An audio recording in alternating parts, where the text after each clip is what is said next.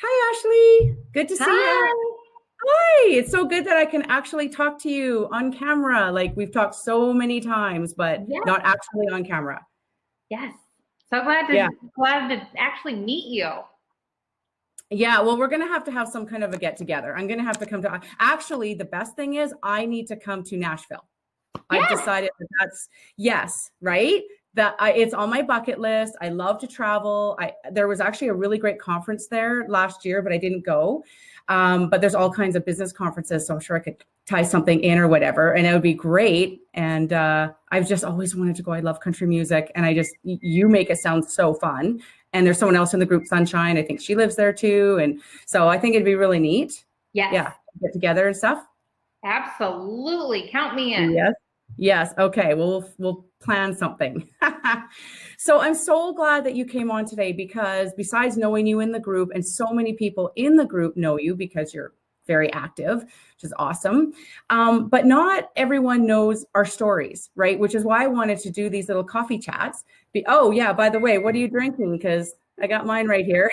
I do not have my Intentionally Bare mug yet. I need to get one. But this Oh is my yes. favorite. It says, today's goal, keep tiny humans alive. Oh, that's cute. I am just having a plain black coffee. Nothing in it, nothing exciting, plain black. I just had lunch not long ago, so I don't need any oil, MCT oils like normal because I'm full. I just wanted a little coffee. Awesome. Well, that's me too, actually. As boring as it is, trust me, I would love to have a fatty coffee, but I am just, where are we at? Okay, I'm 25 minutes away from 42 hours of water fasting. So, well, I did have some BHB in there, but that was it. Yeah. So if I can make it to 48, I will. I've been so busy today, I haven't even thought about eating. And I've just been trying to rotate that in once a week or so or whatever. And I love it. I really love it. Yeah, I don't love black coffee though. I will never love black coffee. It's, what you have to do. I put a little ground cinnamon and a little nutmeg in my coffee grounds. Oh, that's a good idea. Just give it like a little bit of flavor. Gives it just a tiniest bit of flavor, but the cinnamon's so good for inflammation. And then the nutmeg, I like the smell of it. So I love the smell of it. That is a really great idea. Yeah, inflammation. Fantastic. Okay, I'm going to try that next time because black coffee is super boring. But anyway, so yeah, I wanted everyone to get to know you a little bit better and find out a little bit about your keto journey because I know that, a little bit, but not everybody knows. So if you don't mind just kind of saying, kind of how you got started and just a little bit about your journey. So I started the very first time, because this is my second go around with keto. My first time lasted 3, maybe 4 days. I was all in, and then my husband and I went on a little weekend getaway. And one really good looking cinnamon roll totally derailed me. And I really struggled to get back on at that point. I was great the night before, and I just wasn't in the right mindset. I had just had my youngest. He was maybe 2 or 3 months old at the time. So I definitely just wasn't in the right mind space for it. Took 4 or 5 months off. Really did a lot of research during that time, just reading things. And I had a really good friend who had done keto for quite a while, and she kept talking to me, just putting this little bug in my ear. And finally, I started researching it a lot more. And then my husband brought it up to me one day, because at first he thought, oh my gosh, you're ridiculous. Here goes another diet. Oh, and that's a bonus. That was the first time. So then the second time he brought it up to me and said, why don't we go through this together? Knowing that I wasn't going to do it by myself. And it was his safest way to say, okay, like, we need to do something about our health. It's not going well. So I jumped all in, and we did it together. And he He needed to lose like the typical male, I'm going to say, needed to lose like 10, maybe 15 pounds, which he could easily do by stopping his Pepsi consumption. And then so easy for guys. for him, absolutely, because he's so busy, just all the time, just running around doing things. And I'm home with a 4-year-old and a 2-year-old all the time. So I make time for the gym, but it just doesn't come as natural to me as it does him. Right. So we jumped all in. We were 100% gung-ho from the get-go, just all in. That's awesome. I guess I take it back. We had some meals that we had purchased at Costco that were like pasta dishes that we had just bought them, and we're like, oh, these look so good. So we cooked those. We were keto-ish. I'll say ish. And then at night we ate those last 2 meals. And then once they were out of the house, we were just all in, 100%. We had functions the following week, and we stayed strong. Wow. It's really nice that you can have like well, doing it together, of course, is amazing. But if you have that little chunk of time where you've kind of said, look, we don't really have a lot going on, though you did have a social function, so you made that work. But generally speaking, if you have like that little chunk of time that you can donate to it, and you can just say, look, I'm just all in for this time, because it gives once you start feeling that energy, right? I'm sure you and your husband both were feeling it, right? So he thought, so he's like, how am I trying to say? He was all in, especially at nighttime, because I do the cooking 95% of the time. So he was going to have a keto meal at dinner, and he was going to have one at breakfast. So what he did during the day was totally up to him. And I would say he was pretty strict with himself. He does a lot of fasting, not on, like, totally accidentally. He's busy. Yeah, he gets busy with working and clients and on the phone and stuff. And so he doesn't even realize that he's missed lunch, or he'll have like a cheese stick or a handful of nuts or something, and go about his day. So he's just like an organic faster. Yes. It just happens when it happens. Yes. Yeah. And when I get hangry. It took me a while to work myself into fasting. It took, I want to say had been doing the keto lifestyle for 3 or 4 months before I even attempted my very first fast. It was a total mind game for me. It was a mental block. And once I accomplished my first one, it was like my whole world exploded. I was so proud of myself. I was so happy that my gosh, I can totally do this. And then I started working with longer and longer fasts. What's the longest one that you've done now? I think like 28. I kind of did go too long. And some of it is cooking for the kids, and some of it I do better when my husband's gone, because when he comes home from his work trips, he's like, oh, like, hey, let's go out to eat, and which I can almost always find a keto option. But sometimes I don't want to have to look for it and just take the time for it. And you certainly don't want to fast if you've got an option to go for a nice dinner with your husband. I mean, definitely want to do that, right? Yeah. That's what's so great, is that you can ebb and flow whatever works for you. Like, you've been doing this for how long now? All in all, since your second round? The second round, I think it's been about 15 months or so. It was 1 year in July. July of 2018. Right. So you probably have it, you probably cycle in and out, between your fasting and regular, and you look at your schedule and you see, oh, we got this coming up, so I'm going to do, regular keto at that time. But, oh, hubby's out of town for 2 days. Great. I'm going to do some fasting. Like, you probably work that in, I'm guessing. Absolutely. I do. I look ahead at his schedule and mine, and just kind of figure out like what we have going on, where I can work in a fast. And I naturally do like the circadian rhythm fasting. Once dinner is over, I don't eat again until and I don't have those cravings. But if I do, every once in a while, I have like a serious craving at nighttime, and then I will indulge myself, because it doesn't happen very often. And it's usually something like, oh, I want a fat bomb, or I want a keto mug cake, or something that's just so out of the ordinary for me that I'm like, okay, what? Not a big deal.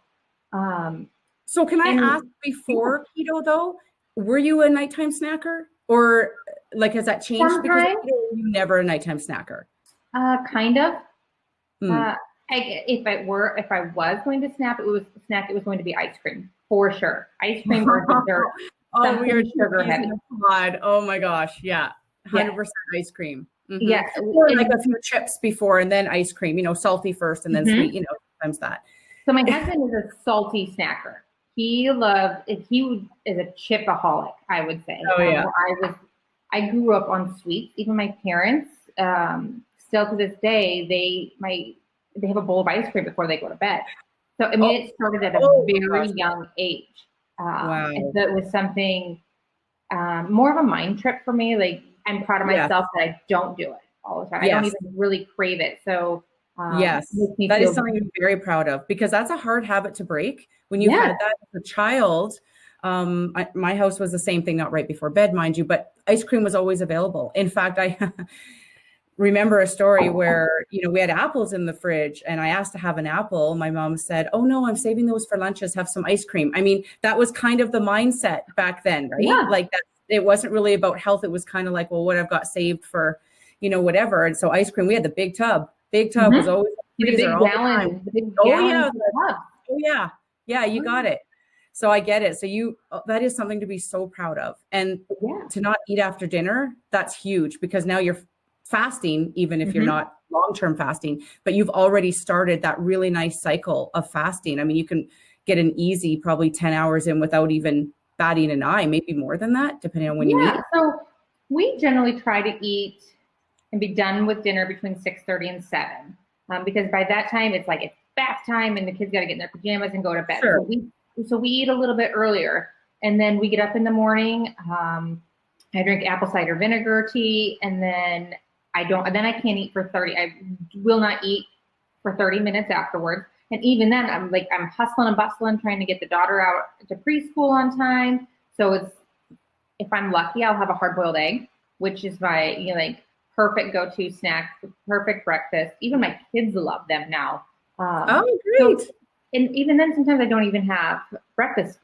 So I'm extending my fast a little bit more here and there. Not all the time, but it'll be lunchtime before I eat, half a dozen times a month.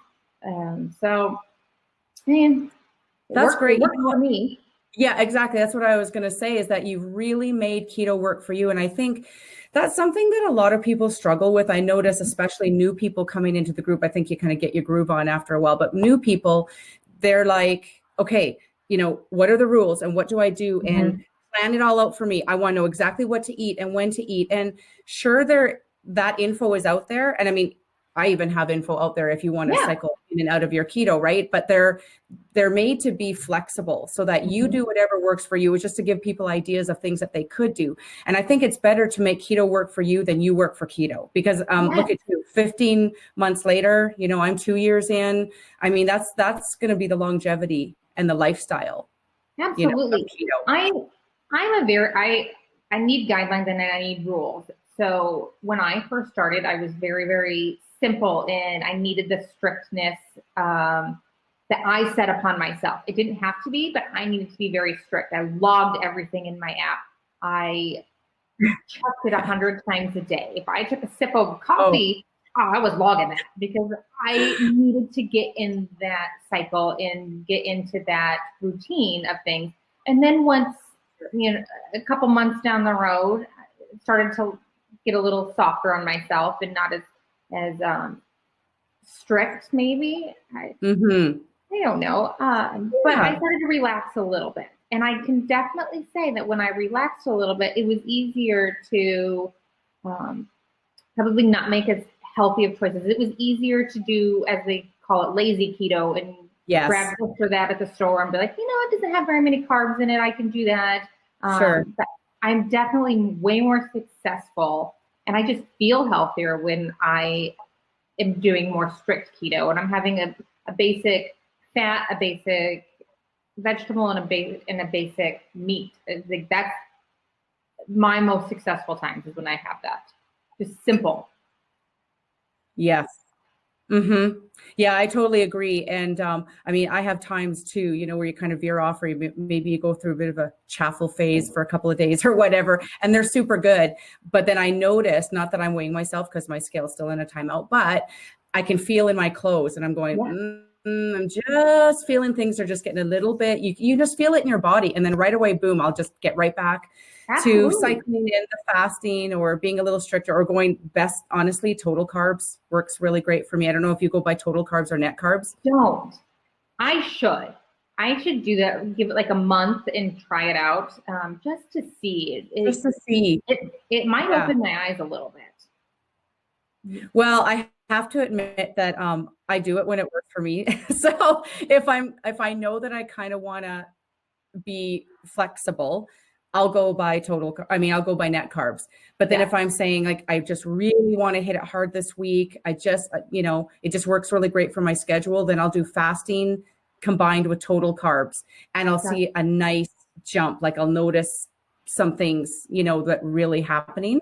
But I think it's okay to go back and forth, Absolutely. I mean, I'm sure you feel this way too. When you go lazy keto, you probably feel like, wow, this is like not even doing anything, right? It feels like such a splurge when you're just kind of eating whatever you want as long as it's keto. And I love treating myself to that sometimes. Yes. I will say that when I am fast, if I do more lazy keto, if I get in this rut and I'm doing more lazy keto, I am more likely to fast. It's like a mental thing for me. Like in the morning, I'll be like, I know we're going to go out to dinner tonight, or I know I'm going to have this for lunch. You know what? I could probably skip that breakfast and, like just save myself, because I know I'm going to have a few extra calories because this is processed and it is, I didn't make it. So I don't know exactly what's in there. So it's easier for me to fast during those times. That is such a good point, because the other thing too is when you know that you've got a dinner or whatever, and you say, yeah, I'm just going to have my black coffee, or I'm just going to, skip it or whatever.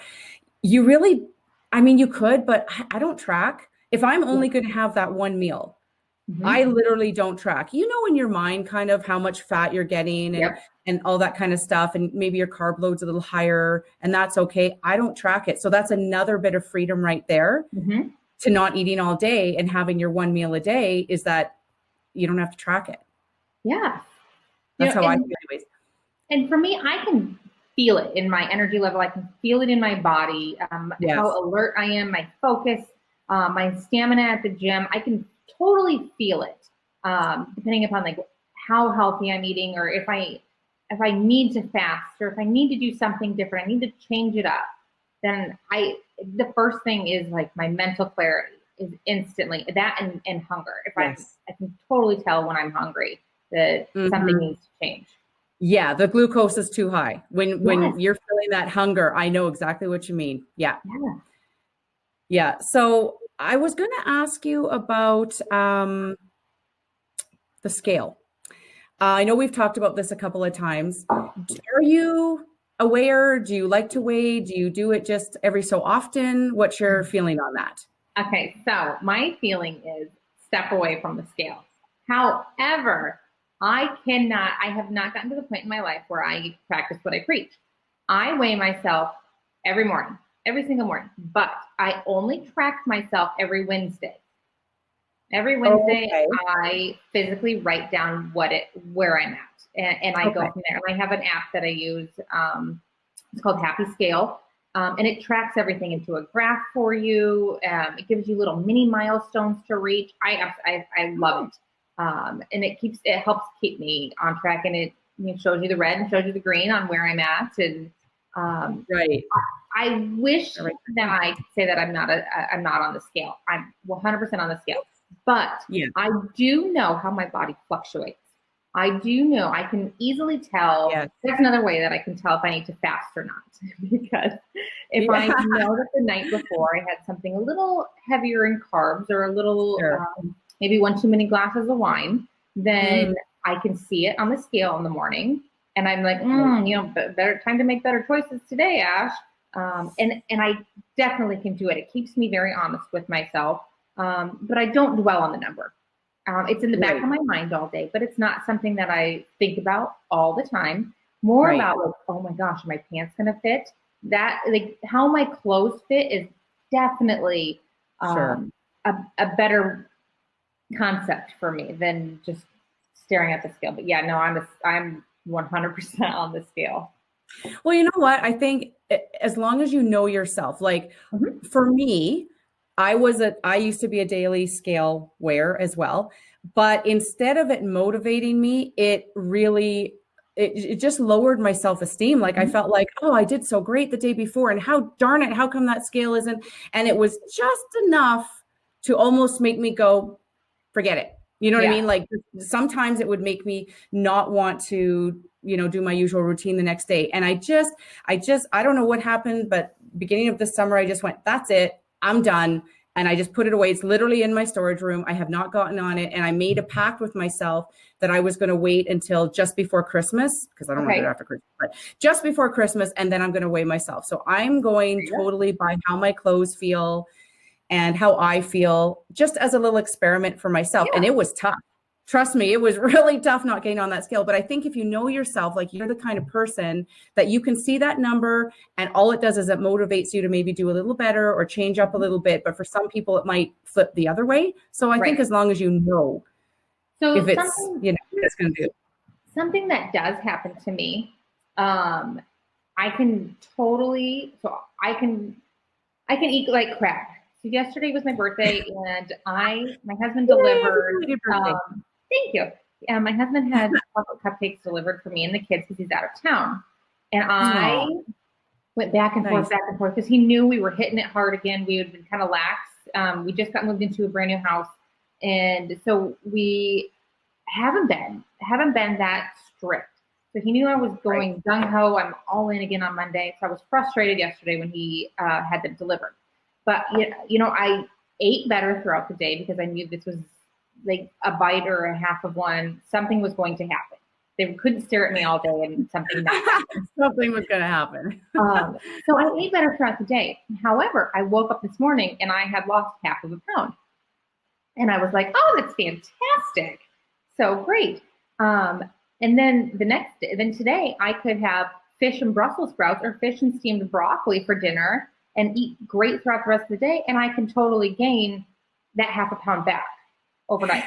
So it's something like, I know that can easily happen. I know maybe I had too much salt today, something like that. It's not something that I can dwell on. Absolutely can't dwell on it, but it's a good indicator. The scale is a great indicator for me to kind of reevaluate my food choices throughout the entire day and my meal plan that I create at the beginning of the week. So scale is a friend of mine. That's awesome. That's really good. And I mean, I think also it kind of goes with the fact that you really like to track. Generally speaking, most of the time you like to track. I don't. I really don't like tracking. So that's why I've really incorporated a lot of fasting, because it just makes it easier for me not to track. So I think a person just really needs to find what feels good for them and what's going to work for them for the longevity and the lifestyle of it, I think. Yeah, so that works. I feel like no two people got to the place that they're at in their life when they decide, you know what, keto is for me, I'm going to try it. I don't think any two people got there at the same path at all. And I don't think any two people are going to be on the keto path together. My husband and I are two totally different people. We eat completely different. He could easily have a bag of chips or something like that and still be in ketosis. I don't understand it. I don't understand him, but that's just his body and it's his path. I have a completely different body and I have a different path, just like you and I, our journeys are 100% different. We incorporate some of the same methods, but they're not the same. So we can't compare how much somebody's lost or how many inches or how many pounds or is my heart healthier than yours? Is your gut healthier than mine? It's so easy to fall into a comparison trap. But just absolutely. And you see people posting, I've lost this much and so what, and then you'll see people will comment like, well, how are you doing? It's not working for me. But one person may have a lot of healing to do inside, and another person might not have so much to do. And that is the first and foremost of keto is healing. Everyone thinks of it as a weight loss, but it is healing first. And that's the first thing it's going to go for. So it may take longer, but that's okay. I mean, honestly, I think it's okay. I've been a very slow loser, but steady. And I'm honestly just so happy. And then like a lot of us, you start off for the weight loss. And then you start noticing these things. And I had a lot of chronic health problems that I've talked about before, and every single one has just improved, completely resolved or whatever. And that's because of the healing of keto. So, I mean, sure, you could go on a different diet, let's say, and lose maybe weight. I don't even think you would lose weight faster, but let's just say you did, but you're not healing anything at the same time. So this is like such a win-win, honestly. Absolutely. I know I started, and I've been a slow loser, but I had eczema so bad on my hands. And when I was in high school, I had it around my mouth and stuff. And so I'm sure you can understand how crazy that is. As a 16-year-old in high school, kids are cruel. Things didn't go well. And that just made me eat and eat and eat more grains, more breads, more pastas, everything like that. I started on keto, and to say, I mean, it left my face a long time ago, but my hands would break out and they would itch and they would blister. And so going on keto, it's almost non-existent. And I can tell when I've cycled out and I've had a sandwich, it develops that quickly. I have such a sensitivity to gluten and to wheats and things. So definitely 100%. Wow. That's, I went off grains actually before I ever went on to keto, not 100%, but like a good amount. And I just noticed such a huge difference in, like, I had really arthritic knees, and I felt that I might need a knee replacement or something on one of my knees. That completely cleared up. And then when I added keto to it, it was like supercharge, you know, it just added that extra level. But I hear a lot of people on keto say the same thing, because being on keto, we naturally don't eat grains. It doesn't make sense, right? I mean, there's so many carbs. So you're off grains, but then you decide you're going to go off a little bit. You have a vacay, whatever, you're going to do something. And then it's like a couple days later, you're like, crap, you've got, like you said, your eczema on your hands, achiness in the knees, like it hits you. You didn't realize how crappy you felt because you feel good for so long. You forget what that crappiness feels like. So absolutely. That is really awesome that you cleared that up. That's great. The other thing I was going to ask you about is, every time I talk to someone, I always like to ask them, what advice would you have for somebody just starting keto? Because you know what it was like when you first started. So what kind of advice could you give to somebody that might help them? My best advice is just to keep it simple and be patient. You didn't gain everything overnight. You're not going to lose everything overnight. Just to follow your own path. Everybody has their own path, their own journey, destination. I know that sounds super cheesy. Even to myself, it sounds super cheesy, but it's absolutely true. Just patience, patience. It is. They can't expect exactly what you said. They didn't gain it overnight, and they're not going to lose it overnight, but this will last. I mean, like 15. Oh, hi. Aww. We have a visitor. Hi. She just woke up from her nap. Who is this? What's your name? This is Callie. She is my 4-year-old. She made me a mom. Hi, Callie. She's a little bashful. She's tired. Well, that was actually the end of it anyway. So that's perfect. I just wanted to ask your advice, because I know sometimes new people, they get frustrated and they're not really sure if they're doing it right and everything. And I think your advice is really, really good. Just take it easy, keep it simple, and just keep on, because here you are 15 months later. Like, have you ever stuck with anything for 15 months? Like, I know I've never for 2 years. Like, I've never done anything for 2 years. It'd be like, I'd be lucky to hit the 2-month mark. More like 2 weeks or 3 weeks was kind of my max before. So that's a real testament. Cutie. Well, thank you so much for your time, Ashley. I really appreciate it. And I know everyone's going to really enjoy hearing your story and everything, because you're so active in the group. So thank you so much. And Thanks for having me. We'll see you in the group. Bye. Bye. Hey guys, before you go, hit the like and subscribe button if you haven't already, and hit the bell notification so you can be notified every time we have a new video posted. Also, down in the description, I will have links to everything that we talked about in our chat today, including information on how you can join my Intentionally Bare Keto support group. See you next time.